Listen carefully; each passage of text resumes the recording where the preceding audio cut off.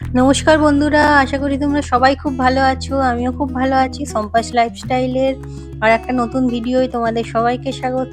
তো আজকে কোনো ব্লগ ভিডিও তোমাদের জন্য আনিনি, আজ এনেছি একটা রান্নার রেসিপি। তো সেই রেসিপিটাই তোমাদের সঙ্গে শেয়ার করে নিতে চাই। তো আজকে তোমাদের যেটা বানিয়ে দেখাবো তার জন্য দরকার হচ্ছে, দেখো এখানে পাকা কাঁঠাল নিয়ে নিয়েছি। কোয়াগুলো একটু শক্ত হতে হবে, বেশি গলা কাঁঠাল হলে হবে না। এখানে আছে কিছুটা এলাচকে শুকনো খোলায় ভেজে একটু গ্রাইন্ড করে নিয়েছি, গুঁড়ো করিনি পুরো। এখানে আছে কাজু কিশমিশ, এখানে আছে ঘি, আর এখানে আছে খোয়া ক্ষীর। তোমরা চাইলে এর জায়গায় কালাকাঁদও নিতে পারো। আর এখানে দেখো কাজু কিশমিশকে কিছুটা গ্রাইন্ড করে নিয়ে নিয়েছি, এটা ডেকোরেশনের জন্য, রান্নায় লাগবে না। আর এখানে দেখো আছে দুধ, এটা ওই হাফ লিটার মতো দুধ আছে এর মধ্যে। তো চলো শুরু করা যাক। আজকে তোমাদের করে দেখাবো কাঁঠালের পায়েস। তোমরা কাঁঠালের পায়েস হয়তো আগেও খেয়েছো বা দেখেছো, তবে আমি আজকে তোমাদের একটু নতুনভাবে করে দেখাবো।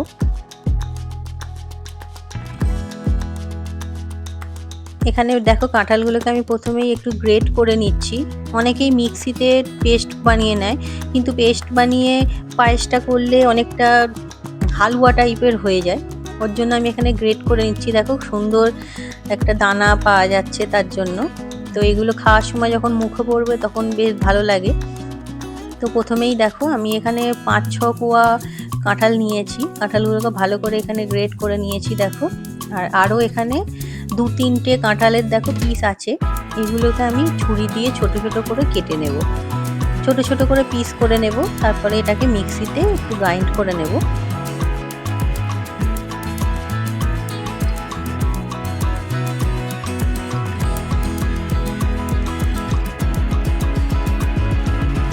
দেখুন কাঁঠালের এগুলো কাটা হয়ে গেছে কোয়াগুলো। এবার আমি এই যে মিক্সির বাটিতে নিয়ে নিচ্ছি, নিয়ে এগুলো একটু গ্রাইন্ড করে নেবো। আর এতে কোনো জল ইউজ করব না, আমি যে দুধটা নিয়েছিলাম তোমাদের দেখালাম তাই থেকেই সামান্য একটু দুধ দিলেই হয়ে যাবে। দেখো এই যে সুন্দর মিহিভাবে গ্রাইন্ড হয়ে গেছে, এটাও আমি একটা বাটিতে নিয়ে নিলাম। তো চলো এবার রান্নাটা শুরু করি। তো দেখো প্রথমেই আমি একটা কড়া বসিয়ে নিয়েছি।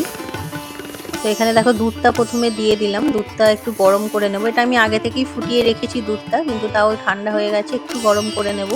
আর যে এলাচটা আমি এখানে গুঁড়ো করে রেখেছিলাম সেই এলাচটাও দিয়ে দিলাম এর মধ্যে। তো ভালো করে একটু নাড়িয়ে নিচ্ছি, দুধটা কিছুভাবেই যেন পাত্রের সঙ্গে লেগে না যায়। তো দেখো দুধ আমার ফুটে গেছে। এবার এর মধ্যে এই যে গ্রেট করে রাখা যে কাঁঠালগুলো, সেই কাঁঠালটা এর মধ্যে দিয়ে দেবো আস্তে আস্তে। রান্নাটা চেষ্টা করবে বেশিরভাগ সময়ই লো ফ্লেমে করার। লো ফ্লেমে করলেই ভালো হবে, না হলে নিচে ধরে যেতে পারে। দেখো কাঁঠালটা আমি ভালো করে দুধের সঙ্গে এখানে মিশিয়ে নিচ্ছি। তো কাঁঠালের পায়েস হয়তো তোমরা অনেকেই খেয়েছো, কিন্তু আমি এই যেভাবে করছি তোমরা এইভাবে একবার বাড়িতে করে দেখো, আমার মনে হয় তোমাদের ভালো লাগবে।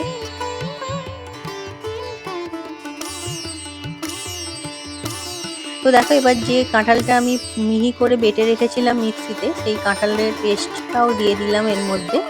পুরোটাই লো ফ্লেমে ভালো করে নেড়ে নেড়ে এটাকে রান্না করতে হবে।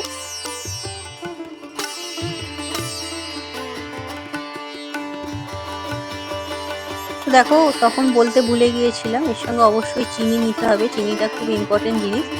তো তখন দেখাতে ভুলে গিয়েছিলাম। তোমাদের স্বাদ মতো তোমরা চিনি এখানে অ্যাড করবে। আমি চিনিটা এখানে দিয়ে দিলাম। চিনিটা এবার ফুটলে একটু পাতলা হয়ে যাবে এটা, কারণ চিনিটা গলে যাবে যেহেতু। আর দেখো সামান্য পরিমাণে একটু নুন দিলাম, নুনটা যেন বেশি না হয়। দেখো এটা এখনই আমার মোটামুটি পায়েসটা খুব সুন্দর হয়ে গেছে অলরেডি। তো এটাকে আরও কিছুক্ষণ রাখবো। আর এখানে দেখো এবার খোয়া ক্ষীরটা দিয়ে দিচ্ছি। খোয়া ক্ষীর আর কাঁঠালের পেস্ট এই দুটোই সম্পূর্ণ পায়েসের ঘনত্বটা বাড়ানোর জন্যই দিচ্ছি। আর এখানে কাজু কিশমিশ আছে, সেটাও দিয়ে দিলাম। দিয়ে এবার এটা বেশ কিছুক্ষণ ধরে আস্তে আস্তে লো ফ্লেমে নাড়িয়ে রান্না করব। তোমরা খোয়া ক্ষীর যদি না পাও তোমরা কালাকাঁদও দিতে পারো, সেক্ষেত্রে টেস্ট একই রকম হবে, খুব একটা অসুবিধা হবে না। আর যদি কাঁঠালের পেস্টটা না দেওয়া হয় তাহলে এই যে পায়েসটা দেখছো সুন্দর ঘন হয়েছে, এতটা ঘন হয়তো হবে না। তো এটা আমি একটু ঢাকা চাপা দিয়ে কিছুক্ষণ রাখবো লো ফ্লেমে, 5 থেকে 7 মিনিট রাখলেই হবে। তো দেখো এই যে আমি চলে এসেছি, আর এখানে দেখো পায়েসটা আমার মোটামুটি রেডি হয়েই গেছে।